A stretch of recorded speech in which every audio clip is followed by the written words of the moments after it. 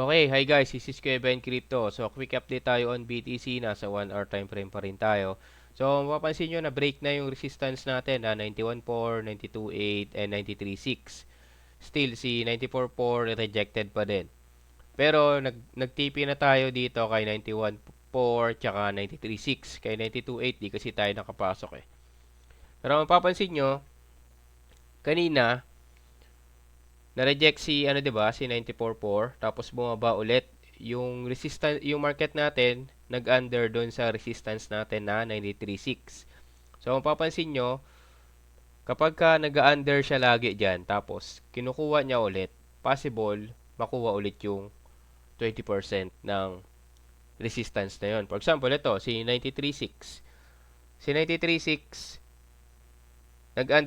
nag-under yung market tapos binalikan niya ito, yung kulay green na candle. Tapos, sabi ko possible mabalikan yung 93.6, 20% noon. So, ito 'yon. Nag-trigger ulit tayo nung trade natin for 93.6 kanina. So, ito 'yon. Nagtipi pa tayo ng 20% dito. Kaya lang dito nga sa 94.4 na stop loss tayo kasi nga na-reject. So, lesson sa akin dito, kailangan successfully break muna si 94.4 bago tayo pumasok. So ngayon, kung tatanungin bakit ba ay kung tatanungin tayo, paano natin malalaman kung successfully break na ba si 94.4? So para sa akin, siguro successfully break na siya. Maglagay tayo ng allowance ng 200 to 500 mga ganun. Kung 94.4 plus ka ng 200, pag nagsiset ka ng trigger, up to 500. So, yun, sure ball na successfully break na yung resistance natin nun.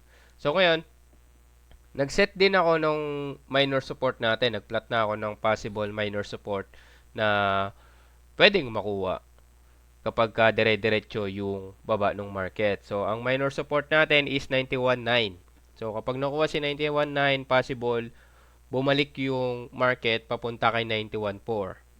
So, ang i-check ko lang dito, possible ba bumaba si market up to 91.9 tapos balikan ulit yung mga resistance natin. So, ayun yung i-check natin. So, nag-quick update lang tayo on BTC. Maganda yung mga resistance natin na bibreak. So, ngayon binabalikan niya ulit yung mga resistance natin. So, kapag kinuha niya to si 93.6, pag binalikan niya to, magsiset tayo ng trigger dito. So, set tayo trigger na possible umangat. So, TP lang ulit ng 20%. That's okay na. So, check natin kung anong mangyayari sa market. Yun lang. Kuya Ben Crypto, peace out.